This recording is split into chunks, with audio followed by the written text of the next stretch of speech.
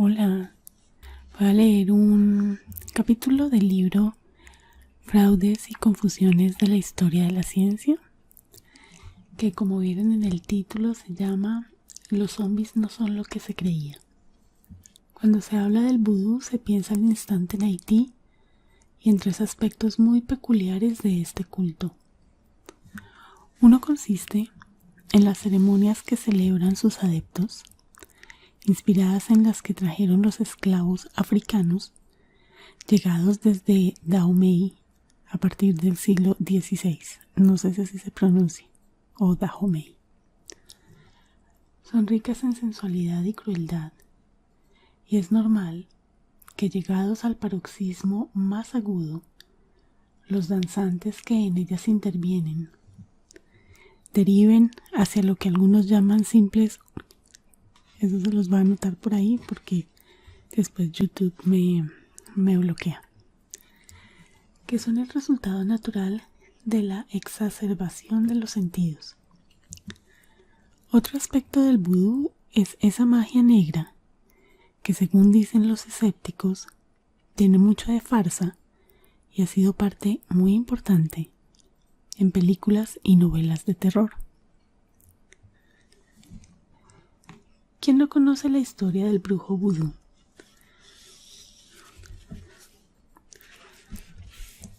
Que habiendo moldeado con cera o barro un muñeco a semejanza de un enemigo, introduce en él un cabello o un fragmento de uña de la víctima, clava a continuación en el muñeco un alfiler y logra así eliminar al ser odiado, presa de atroces dolores. Pero existe en el vudú un tercer aspecto que ha sido motivo de grandes polémicas y que parece pertenecer al terreno de la superstición.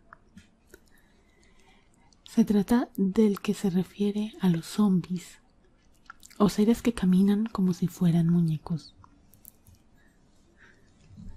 El término zombie se aplica por esta razón a todo aquel ser humano que actúa como si viviese en otro mundo. Quienes jamás tuvieron la ocasión de contemplar a un auténtico zombie, como no fuera en las pantallas de cine, podrán creer que se trata de habladurías y que su existencia pertenece al mundo de las leyendas. Pero a comienzos de la década de los 80 se descubrió, casi casualmente, la realidad de los muertos vivientes. Y también se lanzó una explicación científica para su curioso estado. El difunto que regresó a su casa.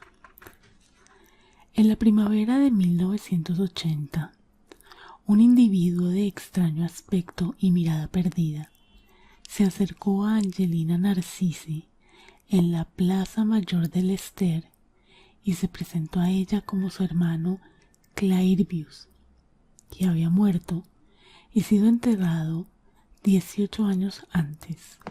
En 1962, Clairvius Narcisse, de 40 años de edad, había sido internado en el Hospital Albert Schweitzer de la capital haitiana, Puerto Príncipe. Le diagnosticaron fiebre muy alta, malestar general y dolores en todo el cuerpo, la presión muy baja y las pupilas sumamente dilatadas, además de respirar con dificultad y escupir sangre. No tardó en detenerse el corazón. Los dos médicos que lo atendieron, no hallando en el paciente signos vitales de ninguna clase, lo declararon oficialmente muerto. El siguiente día, es decir, el 3 de marzo, el difunto fue enterrado en el cementerio de su pueblo natal. 18 años más tarde, un hombre se acercó a Angelina, convertido en zombie, y le hizo la más extraordinaria de las confesiones. Como quiera que la mujer lo rechazó, horrorizada, el hombre que se hacía llamar Clairvius recurrió a las autoridades. Fue de nuevo hospitalizado y explicó entonces todo lo que le había sucedido. Declaró que años atrás había tenido diversos altercados con sus hermanos por culpa de unas tierras. Los hermanos, personas con influencia, recurrieron a un bokor o brujo vudú local para quitarlo de en medio. Narcisse dijo que recordaba solamente el ruido de la tierra cayendo sobre su ataúd. Añadió que le resultaba imposible moverse, pero no sentía temor. Era como si flotara en el aire, y en ningún momento perdió la conciencia. No pudo abandonar la tumba por sí solo. Tal cosa le hubiera sido imposible con tanta tierra encima, sino que alguien lo sacó. A continuación, lo golpeó y se lo llevó a trabajar como esclavo en una plantación de caña de azúcar del norte de la isla, donde había más individuos como él, convertidos en zombies.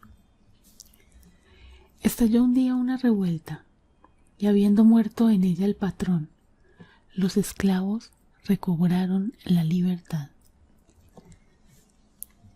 Se dispersaron por la jungla, y Narcisse erró por la isla, hasta que un día oyó por radio la noticia de que su poderoso hermano, el que lo traicionó, acababa de morir.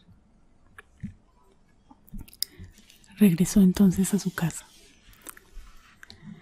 Su caso fue estudiado, en primer lugar, por el doctor Lamarque Dujon, director del Centro Psiquiátrico de Puerto Príncipe, quien venía investigando el enigma de los zombies desde hacía 25 años.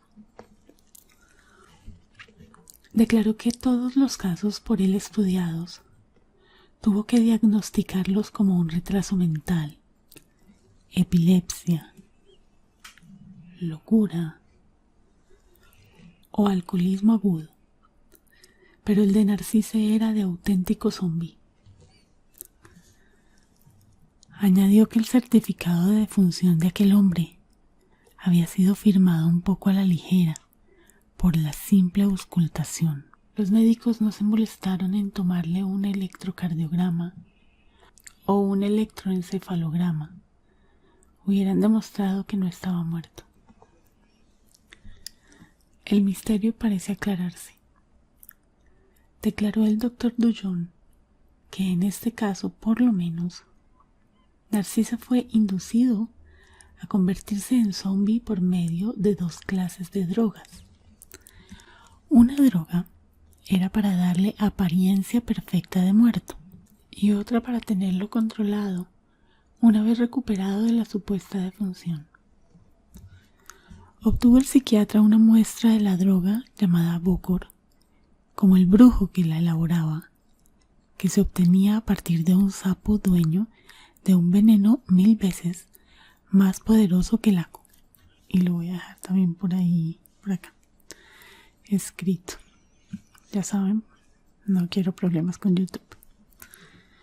Después de realizar el médico haitiano este descubrimiento, llegaron diversos científicos norteamericanos a Haití a estudiar estos casos y corroborar todo cuanto había declarado el doctor Dujon.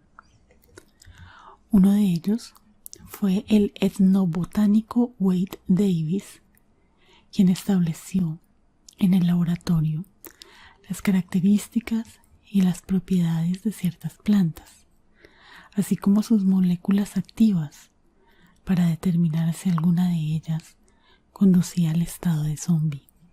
Siguiendo un estudio similar, Russell Marker había elaborado en 1941 la primera píldora anticonceptiva, partiendo de la raíz del barbasco, una planta mexicana de la familia de las escrofulariáceas que las mujeres de ese país utilizaban desde mucho antes de llegar Hernán Cortés para limitar así el crecimiento de la población. Antes de producirse la resurrección de Narcisse, Wade Davis había visitado Haití y conocido a Francine Ilius, muerta el 22 de febrero de 1976 y convertida en zombie. Corrían numerosas leyendas en torno a los muertos vivientes y se dudaba de su existencia cuando sucedió el caso de esta mujer. Había sufrido trastornos digestivos poco antes de fallecer y sería vista y reconocida por su madre 3 años más tarde. Acudieron sus familiares al cementerio y abrieron la tumba. El ataúd solo contenía piedras. ¿Por qué sucedían aquellas muertes que solo lo eran en apariencia? ¿Y cómo podía sobrevivir el difunto sin aire durante el tiempo que permanecía encerrado mientras llegaba alguien a sacarlo del ataúd? Supuso Davis que un veneno actuaba sobre el organismo, reduciendo su metabolismo para que el futuro zombie sobreviviera con un mínimo de oxígeno. Por desgracia, al reducirse el flujo de oxígeno al cerebro, la víctima se zombificaba. Supuso el etnobotánico que el veneno era extraído de una planta de la familia de las solanáceas que comprende a las patatas, tomates, pimientos y estramonio, las cuales contienen sustancias alucinógenas, a veces mortales. Se cuenta también entre las solanáceas, el beleño y la belladona, de la que se extrae la atropina. Las propiedades de la belladona y el beleño fueron conocidas en la Edad Media por las brujas.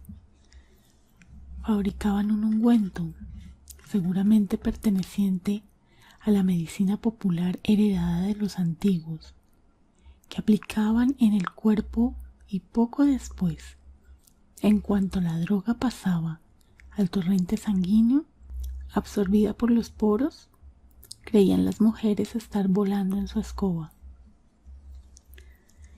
Y si a los jueces que las juzgaban se les ocurría acusarlas de haber cohabitado con Satanás, a ellas no les costaba ningún esfuerzo aceptar que así sucedió.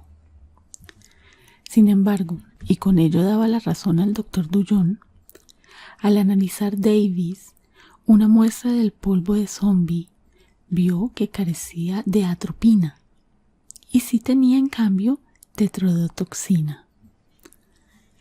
Se trata de una toxina sumamente activa que no se encuentra en el mundo vegetal, sino en el animal, en el hígado y en los ovarios del tetrodón, pez sumamente apreciado por los japoneses por su carne deliciosa, al que ellos llaman fugu.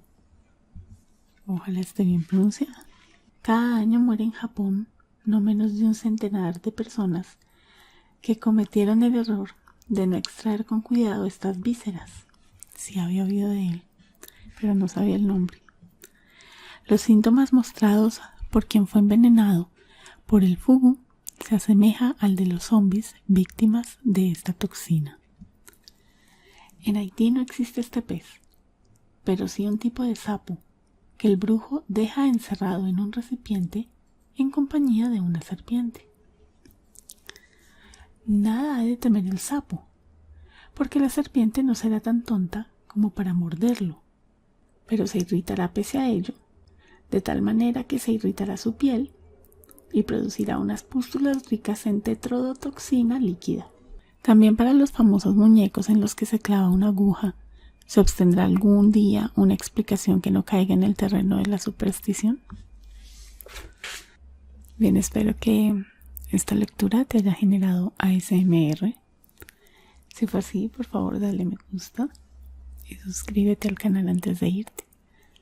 Si no me estás viendo en YouTube, por favor entra a esa plataforma, busca el canal y suscríbete dando clic en el botón rojo y luego en la campana que ahí aparece. De esta forma me apoyas y no te vas a perder de mis próximos videos. Te dejo porque hay mucho ruido. Gracias por haber visto el video. Visita la caja de descripción si me estás viendo en YouTube y déjame este emoticón en los comentarios. ¿Tú crees en zombies? Cuéntame en los comentarios.